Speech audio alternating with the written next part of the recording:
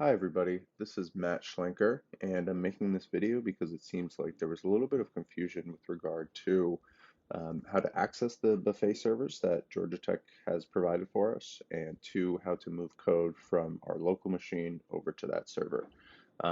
So I'm going to walk you through the step-by-step setup and show you how I would do it.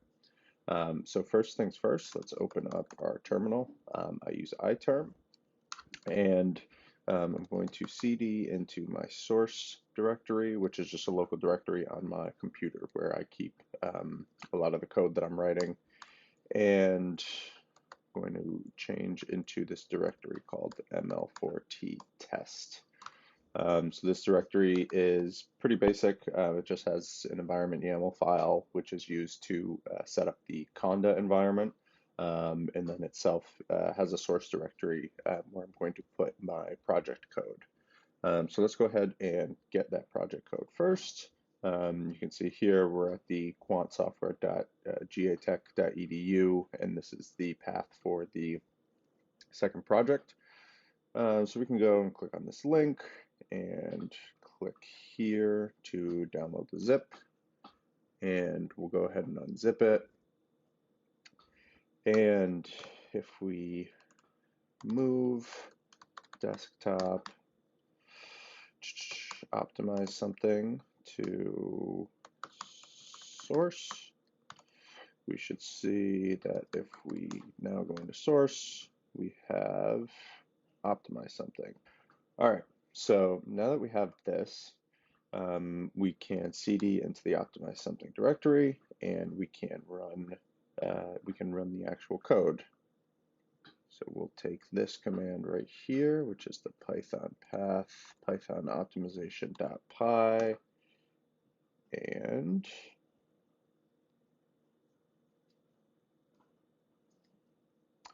all right. So we can see a little bit of information: start date, end date, symbols, allocations, yada yada yada. Of course, this is a brand new sort of blank project directory, so I haven't written any code. So if there's anybody out there who is trying to get me for violating the honor code, not this time.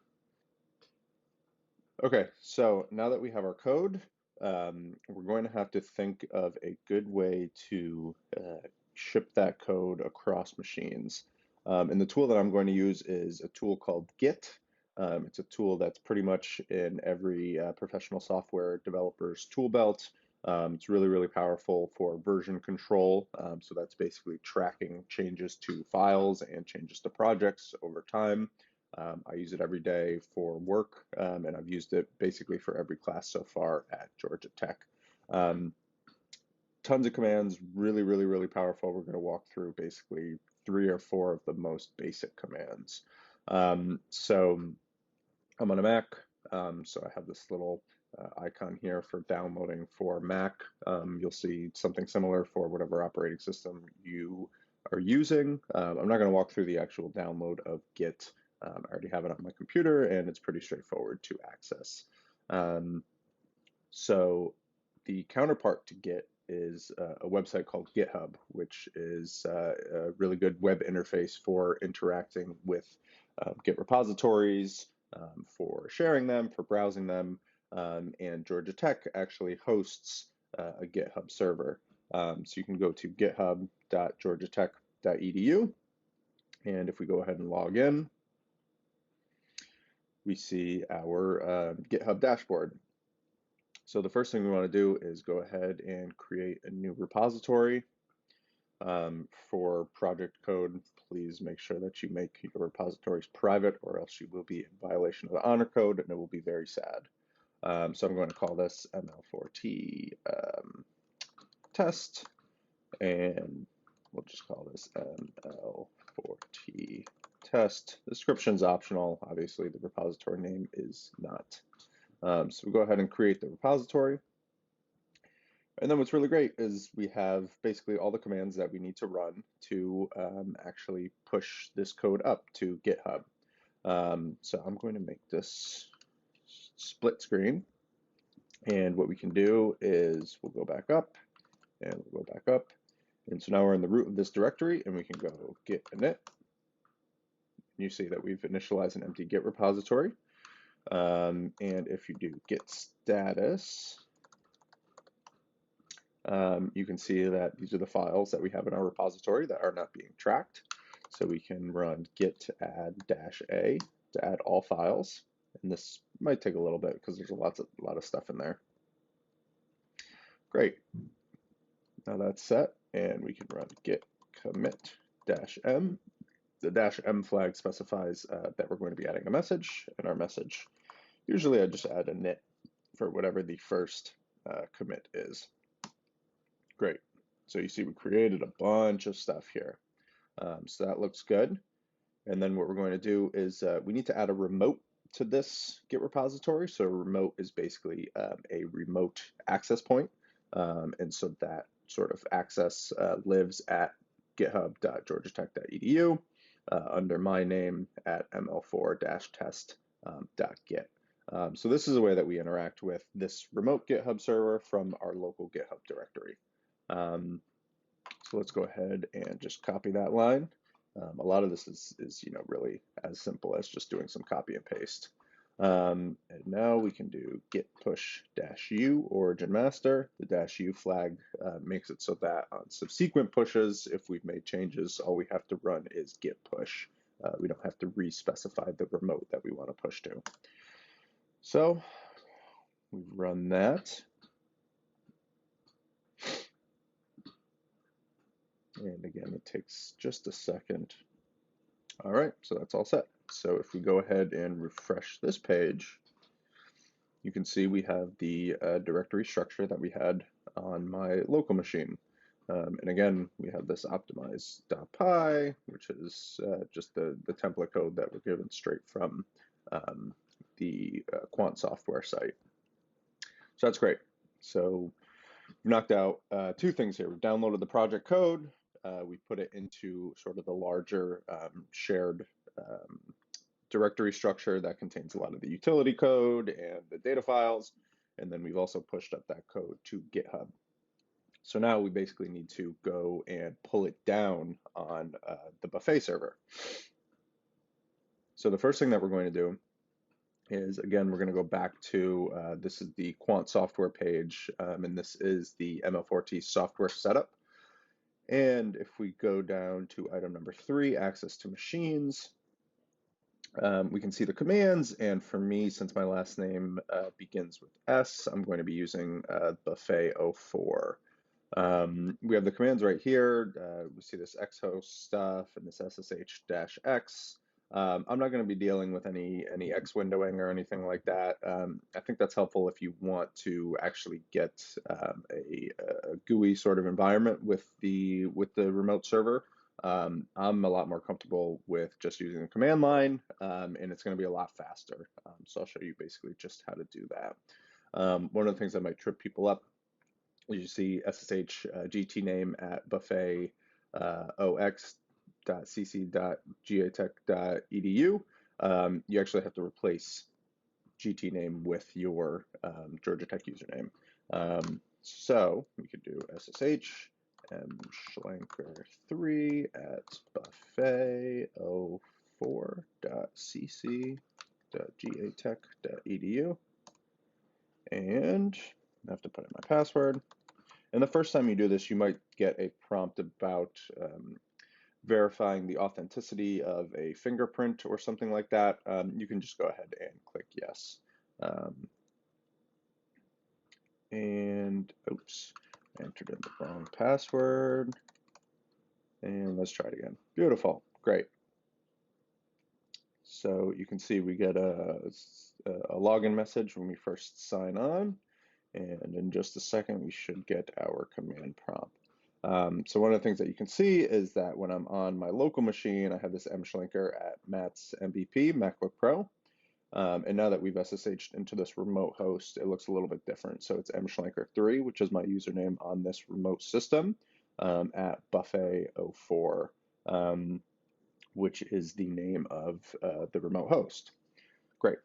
So one thing we can do is we just want to verify that Git is actually installed on this machine, which I'm almost positive it is. So we can run which Git, and we see that we have just the probably standard system Git that lives in user/bin. Great. So we can go ahead and pull down this code by going back over to the repository. We can click on the root, and there's this big green button, clone or download.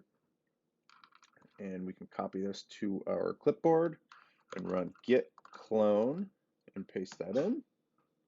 And we have to authenticate again, because of course we do. So,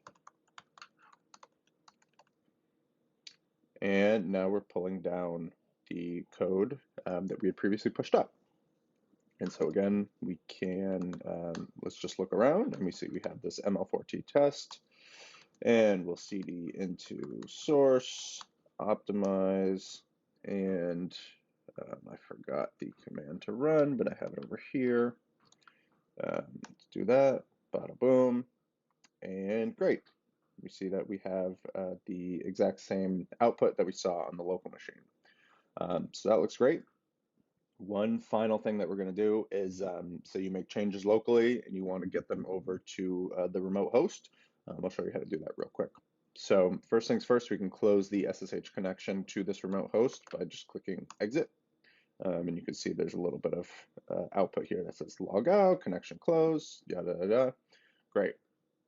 So now that we're back on my local machine, I'm going to open up, let's see, optimize, oops, source, optimize, optimize, and we'll go down. And so this is the main function, and just right before test code, or actually we'll do it right after test code. We're going to print, this is a test. And we can save this. I'm just using Vim right here, just to do this edit quickly. If this looks really weird to you, that's totally fine. You don't have to use Vim. All right, great. So now if we run, I think we might be able to get it if we go back up. So if we run this again, oops, we're in the wrong directory. So let's go down to source, optimize something, and let's run this. And so you see we have this line, this is a test right here. So this is just something that we've added. And this is sort of the normal flow as you're developing. You're going to write some code, you're going to commit it, you're going to push it up, and then go back to development. And so it's a very sort of iterative process. So if we want to go ahead and get an overall look at our changes, we can run git status again. And you see that we have modified optimization pi, which we in fact have done. So we can re-add that with git add -a, and -a will just add everything that you've edited. So that looks good. And then git commit -m, made some changes. Great. So we've committed those changes, which means we've saved them locally. Now we have to push those changes up. So we can run git push, and that's going to push those changes up. So we can go ahead and SSH back into the remote host. And again, we have to authenticate. And here we are in just a second. Great. So now what we can do is we can, we see that the ML4T-test directory, it has persisted across connections, which is nice. So we can change back into that directory and we'll run git pull, which is going to pull code from origin, which is the remote that we set, onto our master branch. And we have to authenticate.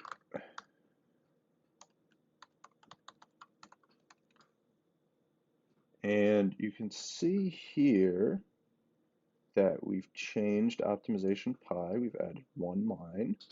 And let's double check. Do I still have? Aha. Let's run this. And you see that we have, this is a test.